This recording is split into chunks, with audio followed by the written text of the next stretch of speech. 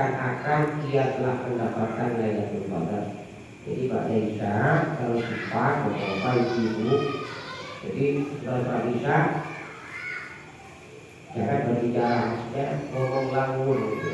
Jadi ngomong tidak ada faedah. Tapi kalau ngomong bicara tentang zikir itu kan bicara, itu berzikir. Jadi sekarang berzikir itu 4 rakaat kalau bisa. Maka barang siapa melakukan ini kata baginda Rasul, maka orang itu mendapatkan pahala bagaimana orang itu mendapatkan Lailatul Qadar. Lailatul Qadar itu 83 tahun sejak Islam. Jadi seakan-akan seperti 1000 bulan. Jadi kalau ambil rakaat ini namanya wakaf. Jadi rawatib. Jadi rawatibnya setelah isya 2 rakaat itu namanya wakaf, dikukuhkan. Kalau tambah 2 rakaat itu baru wakaf. Tapi kalau diambil 4 rakaat jadi 4 rakaat maka bagus. Ba'da isya. Syaratnya qabla ayyatakalama, sebelum berbicara. Wabilakin kabar akhir Lailatul Qadar.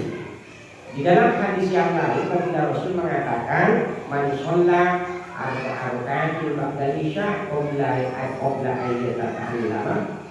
ayyatakallama faqad ahya Lailatul Qadar. Barang siapa sholat 4 rakaat, ini hadis yang lain. Tadi hadis pertama. Hadis yang lain dikatakan barang siapa yang sholat 4 rakaat setelah sholat isya sebelum ia berbicara, maka sungguh yang telah menghidupkan malam Lailatul Qadar. Jadi seperti orang menghidupkan Lailatul Qadar. Lailatul Qadar itu kalau dalam kitab Kanjungannya Rasul itu sederhana untuk dapatkan malam Lailatul Qadar. Yang penting malam ganjil, malam 21, 23, 27, 29 yang diyakini akan turunnya Lailatul Qadar, baik itu tanggal 20 atau 29. Yang penting Isya Maghrib berjamaah, maka orang itu dikatakan dapat Lailatul Qadar. Itu kuncinya. Jadi kalau bulan puasa dijaga suaminya tidak ikut ngaji, dilihatkan. Yang penting Maghrib dan subuh berjamaah. Maghrib subuh berjamaah, maka itu dikatakan dapat Lailatul Qadar untuk bulan puasa. Man sholla rakaat ba'da isya qabla yatakallama maka nama atroka Lailatul Qadri fil Masjidil Haram. Nah ini yang dua. Jadi kalau sholat ba'da isya 4 rakaat itu berulang. Pertama, dia seperti orang yang mendapatkan Lailatul Qadar. Maksudnya ibadahnya itu Allah catat ibadah 1000 bulan. Jadi seakan-akan kalau namanya tahajud maka dihitung tahajud 1000 bulan. 1000 bulan itu tahajud. Kalau sholat sunnah maka sholat sunnahnya dihitung 1000 bulan sholat sunnah. Fil Masjidil Haram, orang itu seperti melakukan Masjidil Haram. Di Masjidil Haram itu keutamanya sholat 2 rakaat di Masjidil Haram itu lebih utama daripada 100.000 masjid di luar Masjidil Haram selain Masjid Nabawi dan Masjidil Aqsa. Tidak dihitung lipatan-lipatan. Maka paling tidak ya sebulan sekali, atau kalau bisa jangan sampai tidak dilakukan. Kalau bisa sebulan sekali, setahun sekali. Kalau tidak seumur hidup sekali dan ba'da isya 4 rakaat. Oleh Aisyah radhiyallahu anha, Sayyidah Aisyah berkata, Sayyidah Aisyah itu dinikahi baginda Rasul umur 9 tahun. Nah, diajak gabung di satu rumah itu umur 12 tahun. Jadi Sayyidah Aisyah. Sayyidah Aisyah itu istri dari Sayyidina Abu Bakar. Sayyidah Aisyah berkata, karena Rasulullah SAW yusalli ba'da isya akhir arba'a raka'atin summa yanam. Kata Sayyidah Aisyah, istri baginda Rasul adalah baginda Rasul itu sholat setelah isya akhir 4 rakaat kemudian tidur. Jadi ada isya awal, ada isya akhir. Jadi isya awal, isya akhir. Isya awal itu maghrib, isya akhir itu adalah isya. Antara maghrib dan isya itu ada sholat yang pahalanya besar sekali. Jadi sebelumnya dari segi namanya sholat sunnah awal. dibaca. Kalau nggak ngaji mau tidak ngaji pada maghrib, tidak ada kesibukan ngurusin anak, ngurusin suami mau ada waktu tidak usaha. Sholat sunnah Allah ini. Kalau tidak sholat rakaat gampang. Sholat sunnah Allah ini paling banyak 20, paling sedikit 2 rakaat. Kalau orang sholat sunnah Allah ini sebelum berbicara 6 rakaat, maka akan dihapus dosa 50 tahun. Sholat sunnah Allah. Jadi banyak sholat sunnah. Tapi dimasukin saja mungkin. Nanti kalau sempat baru dikerjakan. Jadi bagi Rasul itu setelah Isya itu sholat 4 rakaat kemudian tidur. Jadi kalau bagi Rasul itu tidur ngajarin saya Fatimah itu jangan tidur kecuali sudah katakan Al-Quran. Di mana apa katakan Al-Quran baca Al-Ikhlas huruf 3 kali. Jangan kau sholat sedang kau tidur sebelum kau haji dan umrah. Di mana mau haji dan umrah maka baca subhanallah 33, alhamdulillah 33, Allahu akbar 34. Jangan kau tidur sebelum mendoakan orang-orang mukmin. Baca astagfirullah lil mu'minin wal mu'minat 3 kali saja. Astagfirullah lil mu'minin wal mu'minat. Kalau dibaca 27 kali maka akan memperoleh membaca itu miskin haisulayat tasik. Kalau ngamalkan itu astagfirullah lil mu'minin wal mu'minat. Jadi kalau mau tidur 3 kali saja. Jangan kau tidur kata Rasulullah sebelum kau baca selawat kepadaku dan para nabi. Para nabi sebelum kan saya diajarkan selawat dulu asbih. Allahumma shalli wa sallim wa barik ala sayyidina Muhammadin wa alihi wa sahbihi wa Ibrahim wa Musa wa Isa wa Abdullah dengan nabi wa mursalin sallallahu alaihi wasallam ajma'in. Banyak. Ujung-ujungnya roti panggil. Tak tidur. Rasulullah juga mengajarkan jangan tidur sebelum baca Bismillah 21 kali. Baca Bismillah 21 kali. Kalau Bismillah 21 kali dibaca maka akan selamat 1 dari mandi, 2 dari kebakaran, 3 dari banjir hilang. Sekarang kan musim banjir. Jadi kalau tahu kebakaran atau banjir baca Bismillah 21 kali. Kemudian orang itu akan selamat dari maupun mati mendadak. Malaikat maut itu tak berhubungan dengan hidup langsung dari ada. Kalau baca Bismillah 20 kali. Kan banyak orang mati dalam keadaan tidur, tak tahu lagi. Nah, jadi maupun juga. Jadi ingat tadi baca. Yang laki-laki ini sudah biasa bapak ajarkan pada istrinya.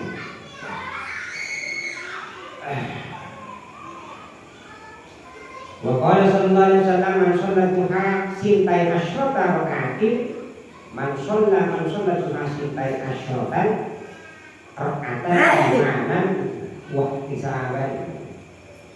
Jadi barang siapa kata Rasul sholat sunnah duha 12 rakaat imanan karena iman yakin wa ihtisaban karena mencari pahala dari Allah.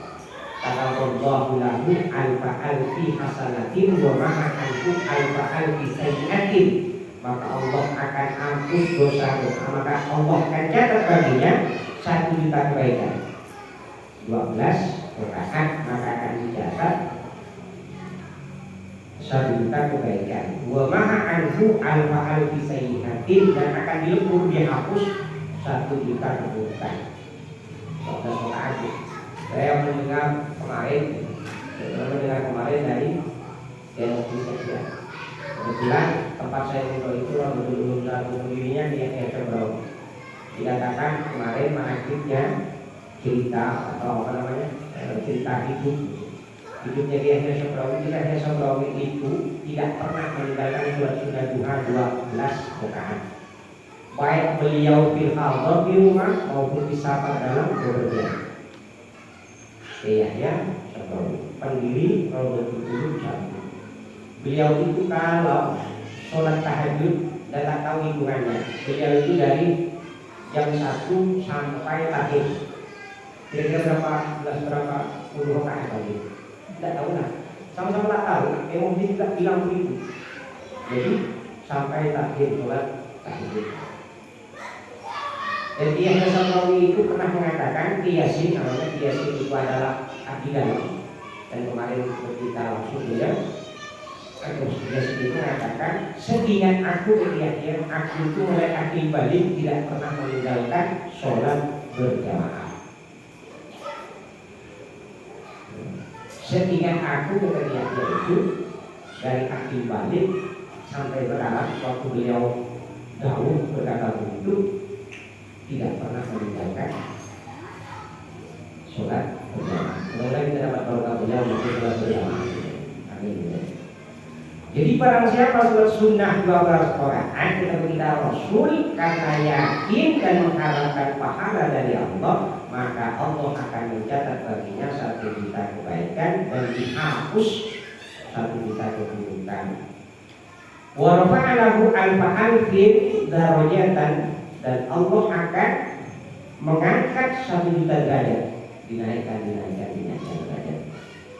Jadi kalau sholat berjamaah itu Pak dikatakan di kitab ini, kalau nak langkahkan ke tempat kita berjamaah itu 1 langkah Allah naikkan 10 derajat, 3 derajat, 10 derajat 3 derajat. Kalau pejabat itu kan tingkatannya naik mulai biasanya di sini banyak.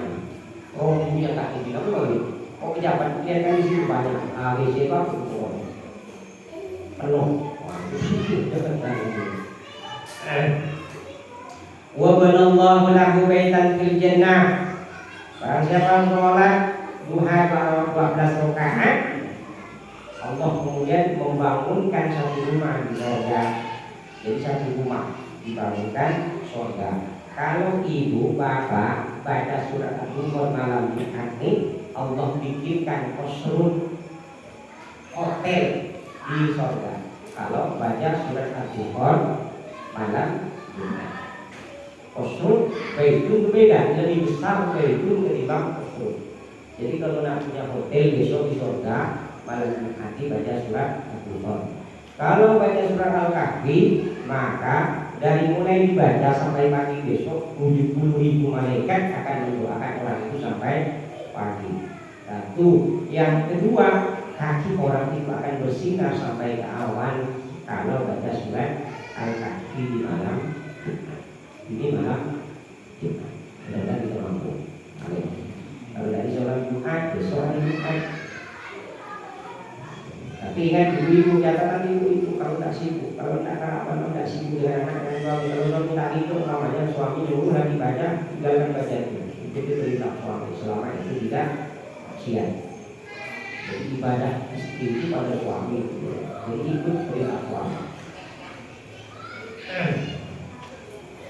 Wa ghafarallahu lahu dzunubahu kullaha, dan Allah ampuni baginya dosa-dosanya seluruhnya. Jadi sholat 12 rakaat.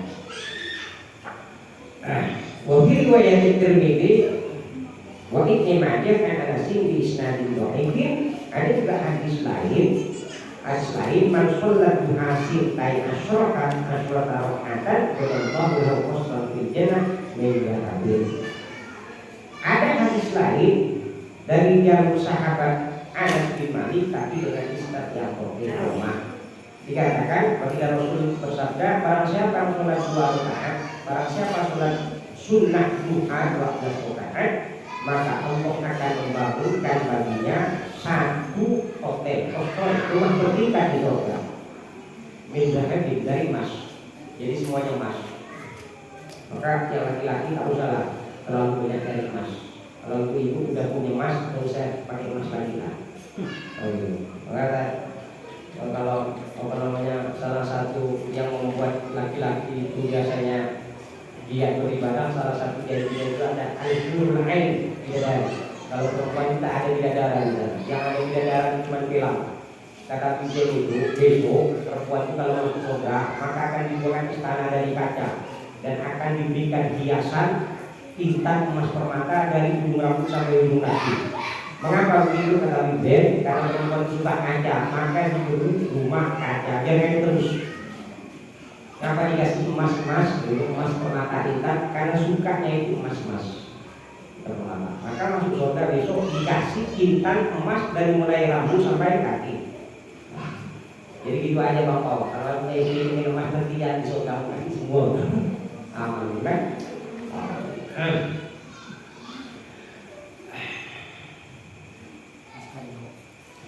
In shallaitat duha wa fi riwayat Tabrani, dalam sebuah hadis riwayat Imam Tabrani dikatakan begini, in shallaitat duha rakaataini, jika engkau sholat duha 2 rakaat lam tuktab minal ghafilin, maka engkau tidak dicatat orang-orang yang lupa lalai 2 rakaat. Jadi kalau sempat 2 rakaat nyuri-nyuri, maksudnya nyuri-nyuri waktu. Kalau sempat, nah sempat yang tidak sempat ya bukan.